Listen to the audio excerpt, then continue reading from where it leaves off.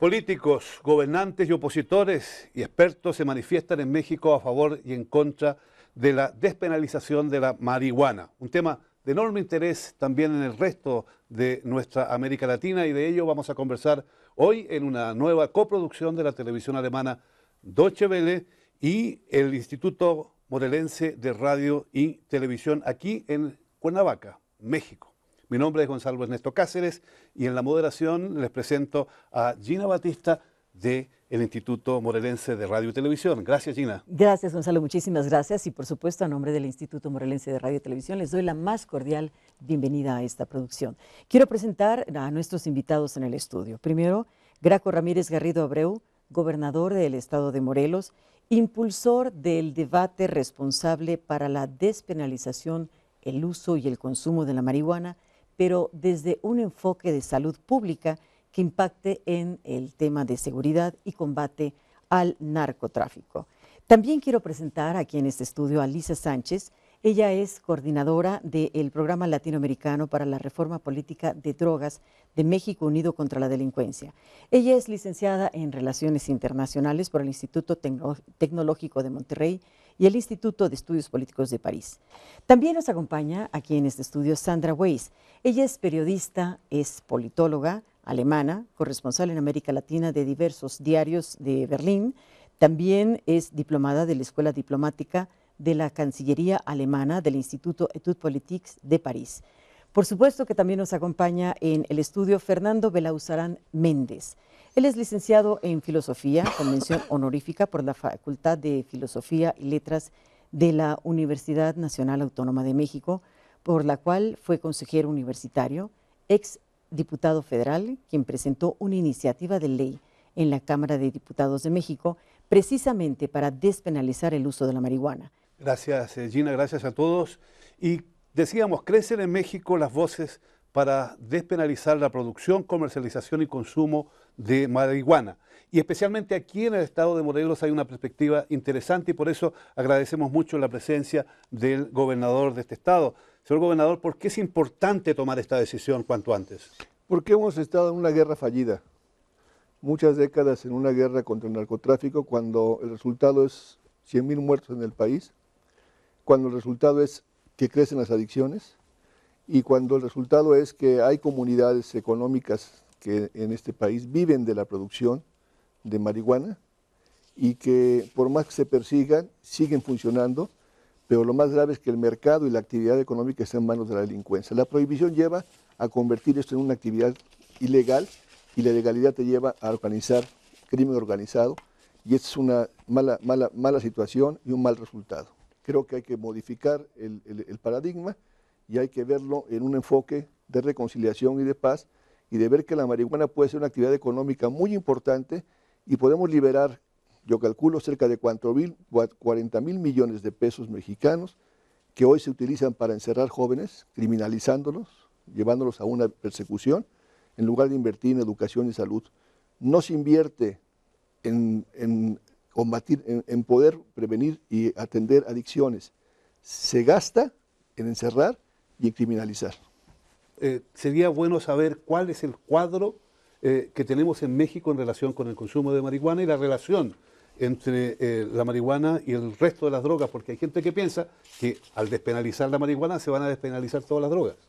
Pues en México lo que nosotros vemos es que la marihuana, como en el resto del mundo, constituye cerca del 80% del total de consumos de drogas declaradas ilícitas.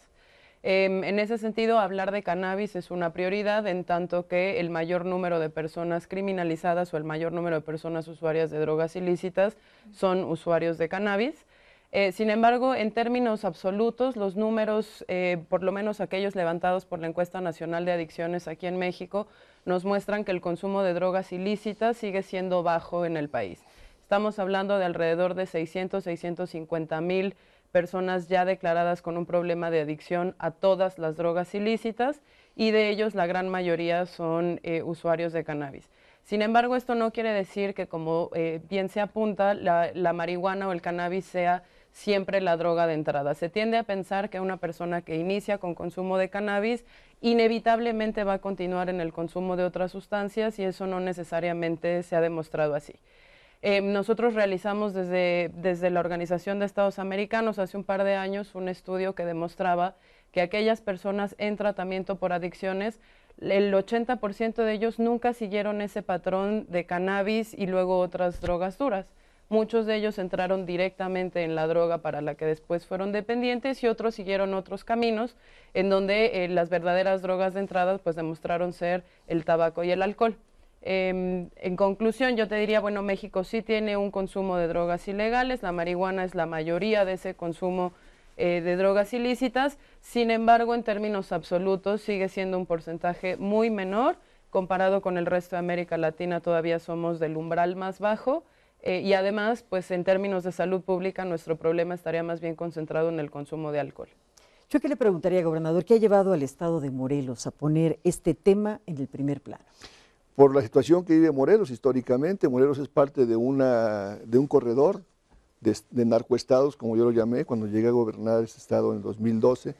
Me encontré una realidad, como no es privativa de Morelos, donde Guerrero y otras entidades cercanas, Estado de México y otras más, están vinculadas a un corredor delictivo, donde quien organiza y controla las policías son los delincuentes. Hemos entregado el Estado y el respeto a la ley a los órganos que deberían hacerla cumplir, a los delincuentes. Entonces, recuperar fue una primera función, pero la causa es que hay una persecución y una criminalización a jóvenes. Me encontré jóvenes en los reclusorios y su primer delito es posesión de cannabis, vegetal verde, como dicen el Código Penal, y encerramos a jóvenes 5 o 6 años para que no se puedan reinsertar en la vida social. Y creo que abrimos un tribunal de adicciones como una primera señal de que hay que atenderlos como un tema de salud pública. Y aunque en el Congreso de la Unión hicimos en la Ley de Salud Pública un gramaje que legaliza el consumo, que se declara adicto al que se le encuentre ese gramaje, es un absurdo que la cadena se siga persiguiendo y criminalizando. En Morelos hemos aprendido a entender que este tema se va a resolver, no para Morelos, sino para el país, si modificamos el paradigma con respecto y quitamos prejuicios y doble moral que existe en este tema. Aquí de las grandes preguntas es, bueno, ¿qué es lo que significa despenalizar la marihuana? ¿Cuál sería el contenido de una nueva legislación y qué beneficios tendría esta nueva legislación para la población después de despenalizar la cannabis índica? Bueno, pues nosotros trabajamos, de hecho, de manera colaborativa con el diputado Fernando Belaúnde durante la 62 legislatura que acaba de concluir. Básicamente consiste en arreglar ciertos problemas que tenemos en la legislatura hoy. Como el gobernador lo apuntó, dentro de la Ley General de Salud tenemos nosotros un sistema de umbrales que permiten la posesión para el consumo personal inmediato sin que eso constituya un delito penado con cárcel, ¿no? No se considera un crimen que implicaría una sanción pues de tipo penal. Sin embargo, sí se mantienen ciertas sanciones administrativas y se mantiene además la salvedad de que a la tercera detención en posesión de esas mismas cantidades permitidas, en automático se inicia una sanción legal contra la persona consumidora. En México la despenalización constituiría en hacer efectiva ese principio que está consagrado en la ley de que un consumidor no puede ser castigado y sancionado penalmente por el acto consumir, cosa que hoy en día se mantiene de manera administrativa. Entonces estaríamos hablando de permitir la posesión para el consumo y permitir el consumo sin que esto fuera considerado un delito y sin que fuera necesario referir a la persona usuaria al sistema de justicia criminal, ni a ministerios públicos ni a jueces. Hay otras iniciativas un poquito más elaboradas en donde lo que estaríamos hablando sería de introducir los primeros pilares para regular un mercado de manera más completa y no solo estar hablando del acto final de consumo. En todo caso, estamos hablando del inicio de una política diferente que suscita una serie de debates. Los europeos han caminado ya en esa dirección hace mucho tiempo. Hay países como Holanda, por ejemplo, que han tenido una política completamente distinta. ¿Cómo se trata este problema hoy en Alemania, Sandra? Alemania no está exactamente a la vanguardia de la evolución, pero interesante es el ejemplo de Holanda que ahora se está implementando en Uruguay porque es un problema que está en toda América Latina, y hay un consenso de que esa guerra contra las drogas ha fracasado. Eso fue ya el consenso de la cumbre de Cartagena de la Organización de Estados Americanos. El tema es, ¿y ahora qué hacemos con esto? Y lo interesante es el ejemplo de Holanda y que Uruguay quiere reproducir de cierto modo, no solamente es despenalizar lo que acaba de decir Lisa, sino ya regular, tener un mercado regulado donde el Estado es el que entrega la droga, que tiene un registro, que permite... Cobra impuestos, me imagino. Exacto. Y eso es el ejemplo holandesa y ahora están todo el mundo un poco a la expectativa de qué va a resultar de esa experiencia uruguaya. Ahora, para muchos no están de acuerdo y por supuesto una de las grandes preocupaciones es que una vez legalizándose la marihuana, se abre la puerta para legalizar otro tipo de drogas. ¿Hay una base sólida para que se tenga esta preocupación? Pues ese tema no está en el tapete político. Yo creo que va a ser muy, muy difícil encontrar consensos políticos. Ya para la marihuana, que tenemos un montón de estudios científicos que dicen que es menos dañina que el alcohol, y ya para las otras drogas que sí tienen efectos mucho más graves, yo creo que no va a haber un consenso político. Aunque sí hay gente, yo recién hablé con el ex canciller Castañeda, que me dice, yo creo que puede funcionar para la heroína, porque la heroína son unos decenas de miles, son muy poquitos, se pueden registrar y hacer una entrega a un lugar donde van a buscar su droga. Existen también esas experiencias, ha habido en Suiza, ha habido en Holanda también ese tipo de cosas, pero creo que está muy lejos todavía de encontrar consensos políticos.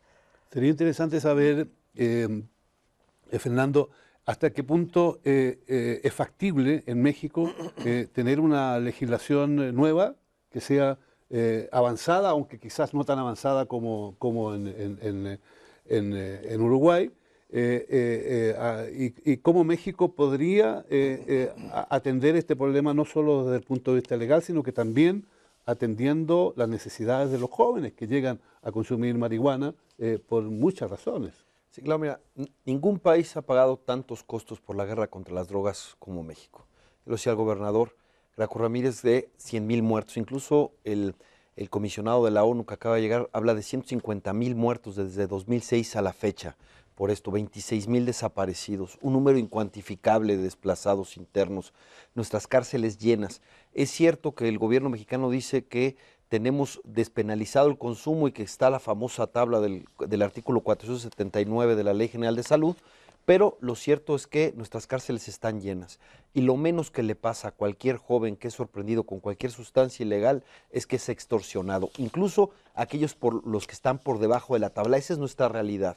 Si queremos cambiar, pues tenemos que ir a lo esencial. Entonces yo diría, es para nosotros un asunto literal de vida o muerte cambiar esto, porque pensemos cuál va a ser el deterioro del país si mantenemos esta política 10 años más. Yo ni quiero pensarlo, porque ha sido verdaderamente profundo el deterioro en todos los ámbitos. El prohibicionismo ha conseguido todo lo contrario a lo que se propone. Podemos reconocer que puede haber buenas intenciones en el ánimo de que queremos una juventud sin drogas, etcétera, pero lo que han conseguido es todo lo contrario. Ha aumentado el consumo, ha aumentado la producción, ha aumentado el tráfico, están todas las cifras oficiales, y en cambio, ¿qué es lo que ha habido? Pues una violencia desbordada, muere mucho más gente por el combate a las drogas ilegales que por su consumo.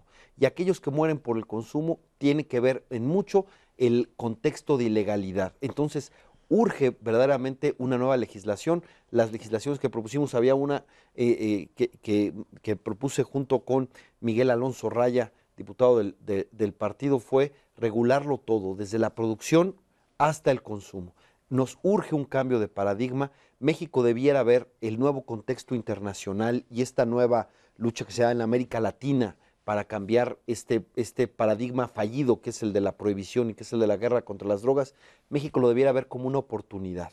Entonces, Pero ¿por qué no se ve así? O sea, está claro que todavía en México, en la política, incluso fuera de la política, hay una mayoría de gente que se opone a despenalizar la marihuana, gobernador. ¿Qué le pasa a la política mexicana? ¿Por qué tienes esta actitud? Porque los que están al frente del gobierno y de las instituciones tienen una doble moral. Y segundo, tienen una dependencia con respecto a la hegemonía que marca Estados Unidos. Y es paradójico. Mediante el sistema democrático norteamericano se están mediante votaciones en la Unión Americana. Cada vez más entidades de la Unión Americana están aprobándola para uso medicinal y recreativo. Viene California en la próxima elección, junto con la próxima elección presidencial. California no es cualquier cosa, es la sexta potencia económica en sí misma, económica mundial. Y es una parte importante de la actividad económica de la frontera norte de México y con Estados Unidos. Esto va a ser un cambio total, pero pareciera que los norteamericanos están guiando políticamente al gobierno para que lo hagan cuando ellos quieran, cuando ellos tengan las condiciones del mercado y no cuando les pueda competir México en el mercado. Y segunda cuestión que me parece también relevante, que está pasando ya, a partir de la reforma que hicimos en el Senado y en el Congreso de la Unión del artículo 1 de la Constitución sobre derechos humanos, hay una controversia en la Corte, en la Suprema Corte de Justicia, y está firmada y está llevada por un grupo de especialistas de un respetable centro de investigación que es el CIDE, y este centro de investigación de investigadores que presentan la controversia van a ganar irremediablemente a partir de la definición de lo que establece la Constitución sobre los derechos de las personas, y segundo, sobre el derecho a la salud, van a dar un paso importante. Lo que la clase política no quiere resolver, ese proceso de aislamiento que tuvo Fernando Vidal Llerena y otros compañeros, amigos, legisladores en estos últimos años para subir este tema al debate, yo creo que en esta circunstancia, hoy por hoy, debemos subir al debate, construir un dictamen en el Congreso y discutir el tema con mucha responsabilidad. Vamos a ver cómo. La Corte lo va a resolver, pero hay que quitarle no hay que confiar en la clase política, porque la clase política es hipócrita, por excelencia, no les conviene el tema. Pero es la que resuelve. Pero yo pienso que va a resolver la Corte y va a resolver también la ciudadanía, porque cada vez son más, me sorprendo, ciudadanos, empresarios, jóvenes, víctimas de delitos, que han ido asumiendo que ese tema hay que resolverlo, porque queremos paz ya y queremos un país diferente. Se espera un acuerdo global el próximo año, hay una reunión muy importante de las Naciones Unidas en relación con ese tema. ¿Cuál es la posición de América Latina en relación con la despenalización? Ya conocemos lo que pasa con Uruguay, ha habido algunos avances en Chile, en México está todavía en plena discusión. ¿Cuál es la posición de México? ¿Y cuán importante sería que México llegara con una posición vanguardista a esta reunión? Claro, bueno, en abril del año que viene, la Asamblea General de las Naciones Unidas tiene su sesión especial sobre drogas y hemos trabajado en los preparativos desde el 2012. Lo interesante es que América Latina empieza a hablar con una voz un poco más unificada. Un poco el problema al principio, en 2012, es que si bien teníamos un debate en Uruguay y bien teníamos voces en Colombia que también eran muy críticas, América Latina no hablaba como bloque. Hoy en día América Latina ha sacado declaraciones conjuntas en el marco de la Organización de Estados Americanos, en el marco de la Comunidad de Estados Latinoamericanos y Caribeños, en el marco del Mercosur y en el marco de UNASUR. Estamos hablando de una declaración cuya esencia es básicamente tenemos que dejar de ser fuertes con los débiles y débiles con los fuertes, un poco pensando en que no se puede seguir criminalizando a los eslabones más débiles de las cadenas de tráfico, no se puede seguir criminalizando a los usuarios, no podemos resolver el problema drogas vía encarcelamientos y por lo tanto tenemos que poner nuestros esfuerzos en los eslabones más fuertes de las cadenas. Tenemos que hablar de lavado de dinero, tenemos que hablar de corrupción, tenemos que hablar de tráfico de influencias y de la responsabilidad de políticos y de tomadores de decisión en resolver el fenómeno narcotráfico. Hasta ahí un poco se queda la declaración, no estamos hablando de legalización de todas las drogas, simplemente se está pidiendo también el derecho soberano de países como Uruguay de intentar enfoques alternativos y obviamente de poner el dedo sobre la llaga en la cuestión de monitoreo y evaluación. El prohibicionismo, como ya se dijo aquí, ha fallado en todas sus métricas y entonces es hora de dar una oportunidad a políticas alternativas y ir monitoreando de cerca si eso funciona. Sobre México, la posición es relativamente ambigua, sin embargo, México es uno de los países que solicitó esta reunión y por ello ha sido uno de los más vocales en lograr estas negociaciones a nivel de las Américas y también diálogos interregionales con África y con Europa. México lo que pide es un debate abierto, donde se tomen en cuenta todas las iniciativas y pide políticas de drogas centradas en los individuos y no en las sustancias, que me parece que es un cambio de lenguaje bastante sustancial. y pide que también se reconozcan las consecuencias económicas y sociales negativas de la existencia de mercados ilícitos. Yo creo que ahí está un poquito el mensaje mexicano, es decir, lo que ya se dijo aquí, hemos vivido demasiadas consecuencias negativas, es hora que el resto del mundo tome nota de esas consecuencias y por lo tanto nos permitan enfoques alternativos y que dejemos de criminalizar a los individuos en función de las sustancias. Centrémonos en ellos. Sería interesante eso preguntarle a Sandra, ¿esa política europea es tan realista, es una política que realmente ha dado éxitos en Europa? Y al mismo tiempo, ¿en qué medida esta colaboración Europa-América Latina pudiera dar frutos para obtener una mejor relación en el análisis de los problemas, pero al mismo tiempo en la solución de los mismos? Hubo algunos éxitos y hubo otros fracasos. En Suiza, por ejemplo, tuvieron una ley muy liberal y después la echaron atrás cuando ya la gente se reunía en las plazas y se drogaba abiertamente y los vecinos se quejaban. Igual en Holanda tuvieron que echar atrás, tuvieron que regular más, o sea, los coffee shops que están muy controlados, no se puede vender afuera en la calle, no se puede vender cerca de los colegios. O sea, sí se necesita unas reglas bastante estrictas porque si tú liberalizas mucho más, como que la ciudadanía no acompaña mucho. Yo creo que son algunas de las lecciones que son interesantes que se han hecho en Europa que para ver qué ha funcionado y qué no ha funcionado.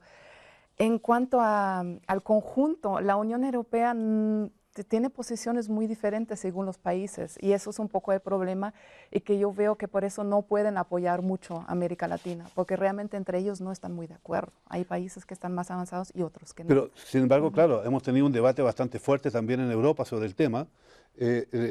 Sería, creo yo, Gina, deseable que un país como México, que tiene una experiencia enorme en muchos temas y que está buscando un camino y que tiene que encontrar una solución de alguna manera, pudiera recoger esta experiencia internacional. ¿Cómo ven, Fernando, esta experiencia internacional en México, quienes están preocupados de la despenalización? No, tocas un tema esencial.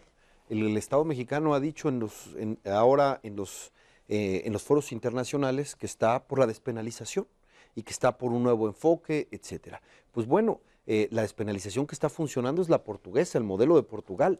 Si ese es el sentido y ese es el asunto, yo le pediría al gobierno mexicano que no fuera candil de la calle y oscuridad de su casa y que llevara efectivamente la despenalización que está promoviendo en estos foros, pues lo aplicara. El modelo portugués ha tenido, la verdad, éxitos indudables.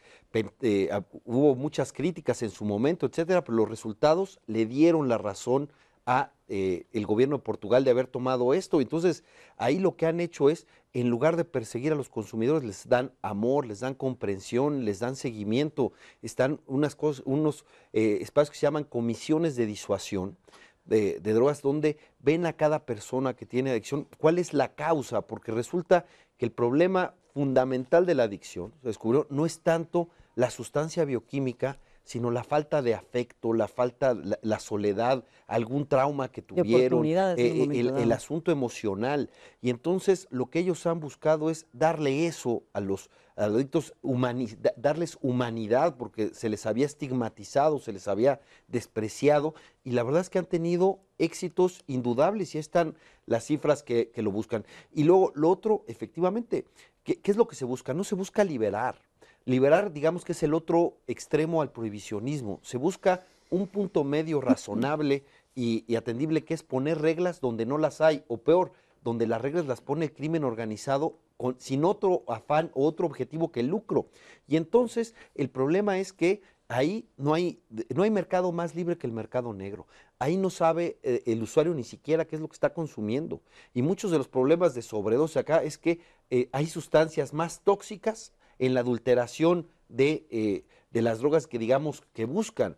Y entonces a mí en un debate una madre de familia me dijo, ¿tú consideras algo más terrible que saber que en la tienda de la esquina le venden marihuana a tu hijo? Dije, sí, no saber dónde se la venden, ni quién se la vende, ni qué le venden.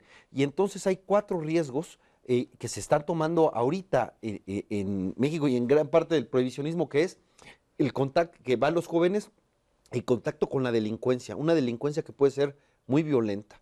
Segundo, el riesgo de la extorsión o la represión policíaca, porque efectivamente no le ayudan a la salud de ningún joven metiéndolo a la cárcel, y además luego le ponen antecedentes penales por esto, y para que cuente trabajo y se inserte socialmente es un gran problema, y eso es totalmente injusto y no le ayudas a nadie. Tercero, sustancias más tóxicas. En el caso de la marihuana, por supuesto, pesticidas. En caso de otras drogas, la adulteración puede llegar a ser hasta raticidas u otros medicamentos u otras sustancias muy tóxicas, y algo muy importante, que es el éxito de los Países Bajos, la segregación de mercados. ¿Cuál es el punto de contacto? Cuando la única parte de verdad que tienen cuando dicen que la marihuana puede ser puerta a otras drogas es el punto de contacto. ¿Quién es el que lo vende? El mismo vendedor que vende otras sustancias. Y obviamente el famoso dealer es el que no solo quiere vender marihuana, sino todo lo que tiene en el menú. Claro. Y eso es lo que se ofrezca. Entonces, marihuana es la droga más utilizada. Entonces, que los jóvenes que quieran ir por marihuana no tengan contacto con drogas más duras. Esas cuatro ventajas serían inmediatas si hay una regulación en la marihuana, y es exactamente poner reglas, que no tengan acceso a los menores de edad, que no estén en lugares públicos, etcétera. Se pueden poner una cantidad de reglas, como por ejemplo ya existen con el tabaco y que son efectivas. Ya no encuentran unos anuncios de tabaco, por lo menos en México, promocionales de tabaco, están los impuestos altos, está la leyenda en la cajetilla, la foto, la norma y unas políticas de prevención, y el tabaco, que es una droga legal regulada, ha disminuido el consumo, claro. Y la marihuana, que es una droga ilegal, no ha dejado de subir. Gracias. Visto desde México, ¿en qué estado se encuentra en este momento el debate de la marihuana en los demás países de Latinoamérica, y en qué punto se encuentra el debate en lo que son los organismos regionales? Bueno, el debate sobre México está, como ya lo dijeron aquí, un poco estancado en lo legislativo, cada vez más sociedad civil empujando en una misma dirección. Tenemos ya varios litigios en el Poder Judicial, entonces vamos a esperar pronunciamientos entre lo legislativo y lo judicial mientras el Ejecutivo resuelve. A nivel de las Américas, Estados Unidos, como ya también se dijo aquí, ha levantado un poquito esta prohibición de discutir el tema que antes pesaba sobre el resto del hemisferio con las certificaciones de la DEA, por ejemplo, y al legalizar el cannabis en el interior ha permitido que la discusión florezca en el exterior. La tenemos en el Caribe. El CARICOM es un organismo regional que tiene una posición conjunta hacia la Asamblea de la ONU sobre legalización de cannabis, y estamos en diálogos con Unión Europea. Sin embargo, y ahí dejaría la palabra, que la Unión Europea es un bloque muy avanzado en cuanto a reducción de riesgo y daño, de no criminalizar al usuario, en cuanto a temas de derechos humanos, abolición de pena de muerte por delitos de drogas, pero no es el grupo, lamentablemente, más vocal en autorizar enfoques alternativos más allá de lo que ellos mismos ya intentaron. Yo creo que aquí uno de los puntos medulares, y usted, gobernador, le ha puesto el cascabel al gato, diciendo que prefería niños becarios que sicarios, y en un momento dado tratar este tema de la legalización de la marihuana desde el punto de vista de salud pública, no de criminalización. Así es, y liberar muchos millones de pesos en inversión en educación y en salud. Y hacer esto que plantea Fernando, así como claramente hay una ley antitabaco, así está definida, que hoy el director del Instituto Nacional de Salud Pública fue el que lo encabezó como subsecretario de Salud. Esta campaña ha permitido tomar conciencia del daño que provoca el tabaco. Se han grabado impuestos para atender a los enfermos productos del consumo de tabaco, para que atender en temas de salud pública. Lo mismo con la industria refresquera, lo mismo con los alimentos chatarra, todas las enfermedades que va causando. Pues hay que ser explícitos también y decir, la marihuana te causa este daño y te puede provocar esto, pero también te puede generar estos, desde el punto de vista clínico, te puede ayudar en este tipo de enfermedades. Y además puedes, legalizando esto y regulando esto efectivamente, hacer una industria textil misma de la fibra de la cannabis, y puedes hacer muchas actividades que hoy están en manos de la delincuencia. Caray, ¿no se dan cuenta que es un mercado? Pues por eso existe. Y un mercado en manos de la delincuencia que compra jueces, que compra policías, que compra toda autoridad que se deje comprar, porque de esa manera ellos pueden tener la facilidad de su mercado. Y termino diciéndote, si nosotros hacemos esto, vamos a invertir la ecuación. Vamos a invertir en educación, Vamos a invertir, en lugar de encerrar a un joven en una beca para que vaya a la escuela y no para estar encerrado. Hoy un joven nos cuesta más en la cárcel que dándole una beca. En Morelos tenemos 104,000 jóvenes con beca y nos cuesta menos, 600 millones al año, que tener a más de 5,000 o 10,000 en la cárcel y en el país a 250,000 por este delito. Y todos son más de la mitad primo delincuentes. Su primer delito en su vida es tener posesión de cannabis. ¡Qué delito! Por Dios. Y eso condena la vida de un joven. Creo que tenemos que modificar absolutamente esta ecuación e irnos a una política diferente.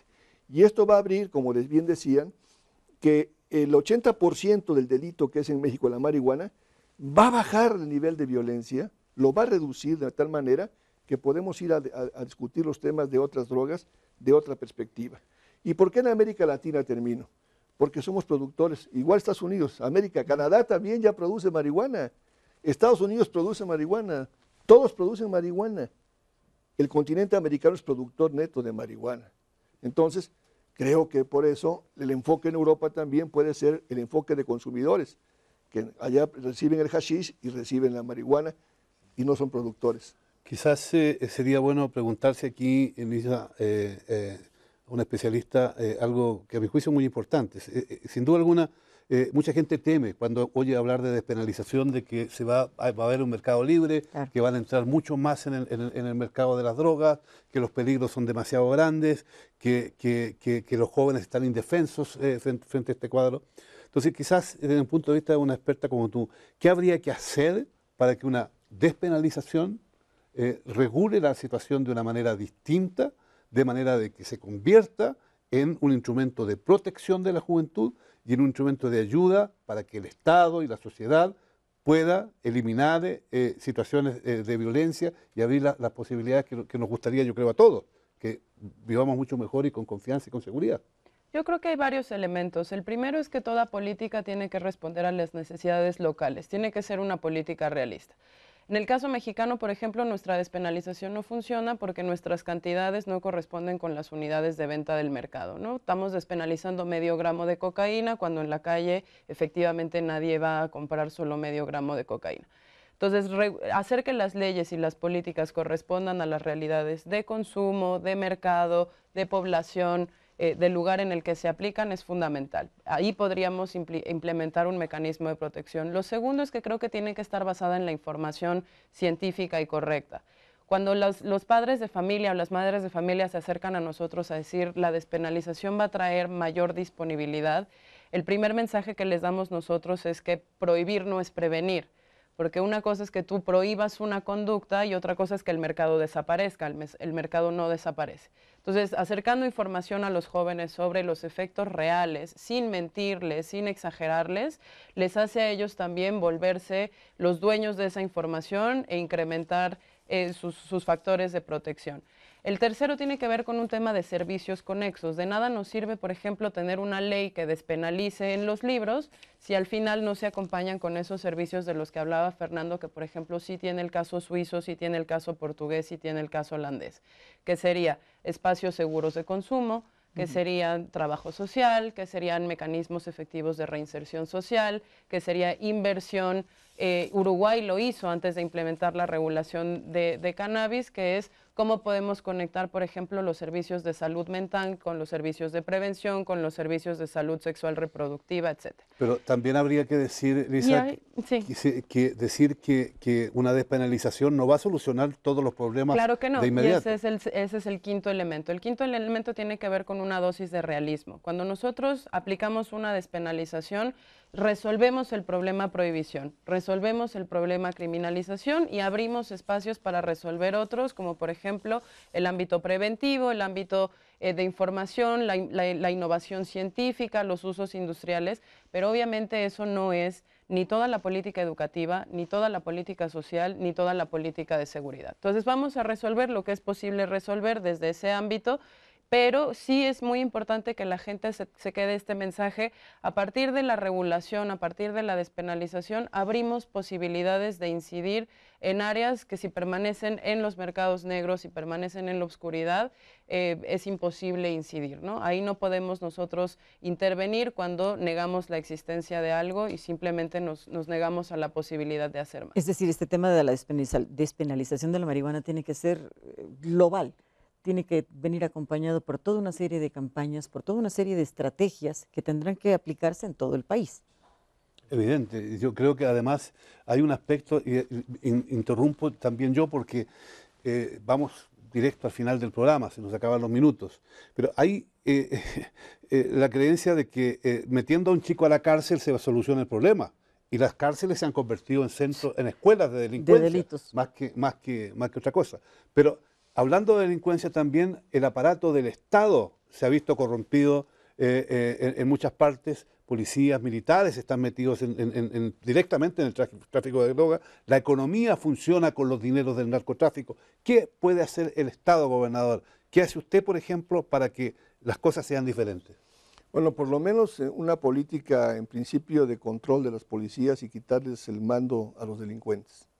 El segundo aspecto es una formación en derechos humanos en los propios cuerpos policíacos, que atiendan el tema de derechos humanos y comprendan lo que es respetar el derecho de las personas, porque además vamos insertos en un nuevo sistema de justicia donde el debido proceso y el respeto a los derechos de las personas es primordial. Es un sistema garantista el que estamos construyendo a nivel de justicia. Y el tercero es el que tengamos políticas públicas que nos permitan orientar, por lo menos en esa transición, en el caso del Tribunal de Adicciones que hemos hecho en Morelos. Un tribunal de adicciones que ha sido muy exitoso, que es un modelo que han venido a ver otras partes de América Latina ya y de las entidades del país, de México, donde hemos hecho una política de trato, no criminalizando al joven, sino atendiéndolo bajo el Código Penal que obliga a un proceso, pero en libertad, bajo la atención de una unidad de contradicciones que tenemos, que estamos incrementando para atender esa adicción, haciéndolo ver que hay otra perspectiva, otro horizonte, el sistema de beca salario para que se reinserte en la educación y el que pueda él cumplir con este proceso en libertad, pero ya no llevarlo a la cárcel. Este es un pequeño espacio que hemos encontrado ante un universo de persecución y criminalización enorme. Y también estamos revisando los casos ya con el Poder Judicial de Morelos de los primodelincuentes, que esos muchachos que el primer delito sea esto, pues revisar realmente si hay la sentencia de 7, 5 años de reclusión, se justifica desde el punto de vista penal y vamos generando una expectativa de poder recuperar a esos jóvenes para que vuelvan y salgan de la cárcel siguiendo los casos de ellos. Pero yo pienso que todo esto es un esfuerzo que tiene poco efecto si no vamos al problema de la solución integral desde el punto de vista de la legislación federal. Sandra, yo aquí te preguntaría, bueno, finalmente el tema de la despenalización de la marihuana se ha vivido ya en otros países. Tú como periodista internacional lo tienes muy claro, con el caso de Uruguay, con el caso de Holanda, con el caso de California. Si se despenaliza la marihuana, ¿qué resultados tendríamos y en qué tiempo los tendríamos? Los resultados, no sé cuáles tendría México, depende de cuáles son las regulaciones, pero las que tenemos en Portugal, en Suiza, en Holanda, en Uruguay, Uruguay todavía está en el proceso, no hay una opinión definitiva, pero es que el consumo no ha aumentado. El consumo no ha aumentado. ¿La violencia? La violencia no ha aumentado y se controla la adicción, o sea, se acompaña a los adictos, se les reinserta a la sociedad y como que crece, digamos, la sensibilidad social también para ese problema. ¿Podemos esperar que lo mismo ocurra aquí en México, Fernando? Urge. A mí me preguntan, ¿México está preparado para regular marihuana? Lo que no está preparado México es seguir como estamos. Insisto, el deterioro es verdaderamente grave. Y además hay que decir una cosa, las mismas Naciones Unidas reconocen que solo el 10% de las personas que consumen una sustancia ilegal son problemáticas. El otro 90% las consume y son productivas, tienen sus trabajos, tienen su familia. Es como el bebedor social que toma una copa de vino en la comida o en la fiesta toma 2 copas y eso no quiere decir que sea alcohólico. Y para ese que no es alcohólico y para tomar, no tienes por qué gastar los recursos del Estado.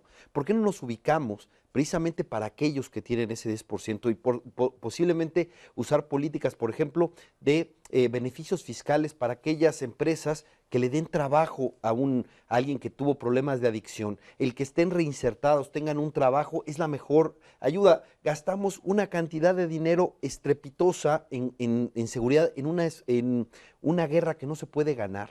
Si esos recursos, como bien lo dijo el gobernador, se utilizaran para la prevención, para la educación, para campañas de desarrollo social y que los jóvenes tuvieran opciones de trabajo, de cultura, de deporte, etcétera, eso sería mucho mejor campaña que, insisto, en usarlo en seguridad, porque creo que estamos de acuerdo en una cosa: no hay una sustancia más dañina que el plomo, y menos en forma de bala, que es lo que se le ha entregado para muchos jóvenes. Hablábamos mucho del bono demográfico y decíamos, el bono demográfico son los jóvenes que nos van a generar crecimiento económico. Bueno, ese crecimiento económico no se ha dado. ¿Y dónde están estos jóvenes? Pues muchos están perseguidos, muchos están en las tumbas o están desaparecidos.